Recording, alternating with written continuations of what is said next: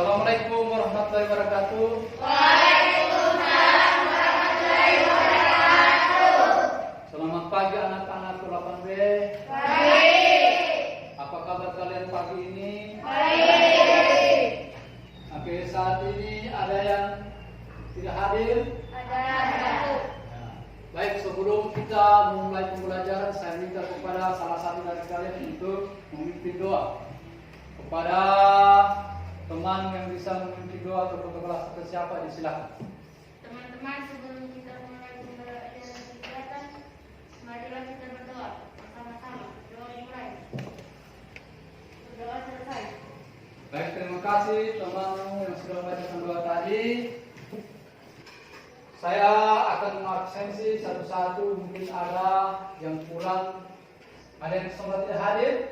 Dari 12 orang yang direncanakan? Ada. Siapa? Ini.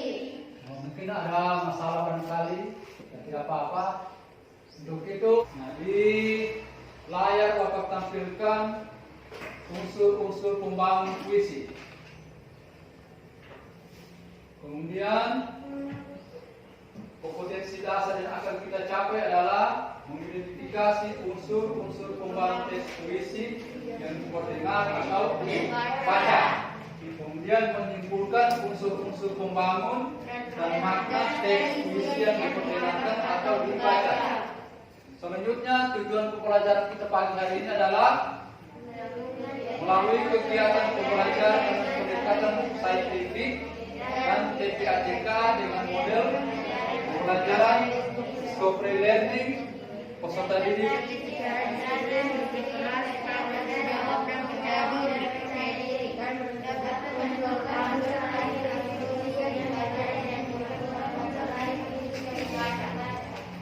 Kemudian materi pembelajaran kita lihat. Pertama, pengertian puisi, sebentar akan kita bahas bersama-sama. Kemudian model teks puisi, kemudian unsur lahir fisik puisi, dan contoh fisik puisi. Kemudian simpulan dari puisi. Kita masuk pada pembahasan. Kira-kira kalian pernah melihat, menyaksikan orang atau penyair atau tokoh membacakan puisi, baik itu di televisi atau di YouTube? Pernah? Pernah. Misalnya siapa? Ada yang tahu Hairi Anwar? Ada? Nah, itu salah satu penyair kita pada saat ini sangat terkenal. Kemudian ada yang bisa memberikan contoh puisi atau apa itu pengertian puisi? Ada? Nah, silakan.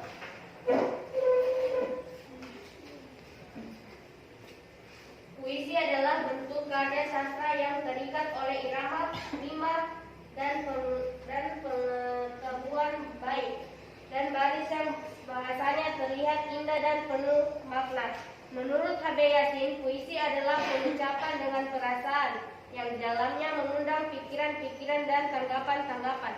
Nah, terima kasih, bagus untuk jawabannya. Ada yang menambahkan? Ada yang bisa kalian tambahkan selain pengertian puisi yang sudah disampaikan oleh siapa tadi? Siapa? Adila. Adila. Ada yang bisa menambahkan apa itu puisi? Baik, jika belum ada, pengertian puisi adalah, kita lihat bersama-sama di slide. Puisi merupakan salah satu bentuk karya sastra yang mengungkapkan sebuah perasaan dan suatu pikiran dari penyair secara imajinatif, tersusun, serta dengan mengekspresikan sebuah kekuatan bahasa dan sebuah struktur fisik dan struktur batinnya. Nah, itu pengertian puisi. Kemudian kira-kira bagi kalian apa penggunaan puisi itu ditulis oleh penyair atau dibacakan? Apa kegunaannya? Kegunaan puisi adalah salah satunya sebagai bentuk rasa ketika kita sampaikan itu berguna untuk apa? Misalnya amanatnya bagaimana kita harus bermasyarakat, dan sebagai studi pembanding dalam ilmu karya sastra itu. Kemudian menurut para ahli sudah kita bahas tadi, kemudian contoh teks puisinya kehidupan remaja zaman sekarang, kesabaran karya Hairil Anwar. Kemudian unsur-unsur puisi meliputi tipografi. Apa itu tipografi? Nah, silakan. Tipografi adalah bentuk puisi seperti halaman yang tidak dipenuhi kata-kata, seperti kanan kiri, pengaturan barisnya, hingga baris puisi. Nah, terima kasih, aplaus untuk yang sudah membaca puisi tentang tipografinya tadi. Nah, Diksi adalah pemilihan kata-kata yang dilakukan oleh penyair dalam puisinya. bagus sekali. Ada puisi ibu, siapa yang bisa membacakan? Ada yang bisa membacakan puisi ibu? Ya, silakan, ada baca. Ibu adalah serangga bening. Nah, terima kasih sudah membacakan puisinya tadi. Di slide berikut kita lihat kalau puisi ibu itu ada hasil analisisnya, ada tipografinya, penataan baris kiri kanan seperti apa, diksinya bagaimana, imajinasinya bagaimana. Ada yang bisa ditanyakan terkait dengan pembahasan kita tadi? Ayo, silakan. Sudah jelas semua? Sudah. Baik, saya bagi 3 kelompok. Ini kelompok A 5 orang, ini kelompok B 5 orang, ini kelompok C 4 orang. Nah, Bapak akan bagikan lembar kerja peserta didik untuk kita kerjakan secara bersama-sama. Nanti ada tugas yang kalian kerjakan menurut kelompok. Baik, kita lihat di layar. Puisi yang kita analisis adalah puisi kesabaran karya Hairil Anwar. Nah, silakan dikerjakan menurut kelompok masing-masing. Selesai itu masing-masing kelompok akan mempresentasikan hasil kerja kelompoknya.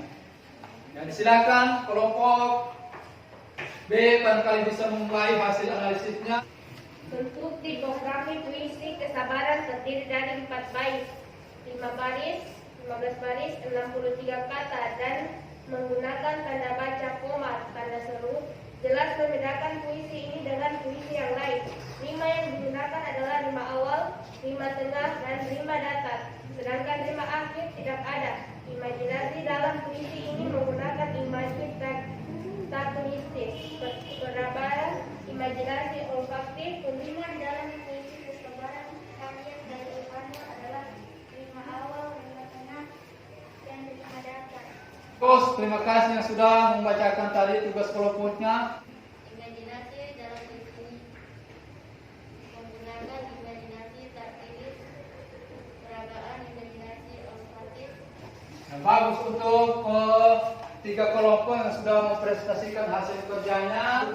Kita bisa mengambil kesimpulan bahwa puisi itu sangat berguna untuk bagi kehidupan kita sebagai manusia, antara lain misalnya sebagai sarana untuk mempelajari karya sastra. Selanjutnya kepada mungkin selain penutup kelas ada yang bisa membacakan doa penutup, disilakan. Untuk mengakhiri pembelajaran hari ini, mari kita berdoa bersama-sama. Berdoa dimulai. Berdoa selesai. Oke, yang terakhir saya silakan kalian bisa menyanyikan lagu himne guru. 1, 2, 3. Terpujilah wahai Allah, Ibu Bapa Guru. Aplaus untuk semua. Baik, dengan berakhirnya lagu tadi, saya mengucapkan terima kasih atas kehadiran kalian semua bersama-sama pagi hari ini untuk belajar bersama-sama tentang apa itu puisi dan bagaimana tentang unsur-unsurnya. Terima kasih, saya tutup dengan ucapan Alhamdulillahirrahmanirrahim. Wassalamualaikum warahmatullahi wabarakatuh.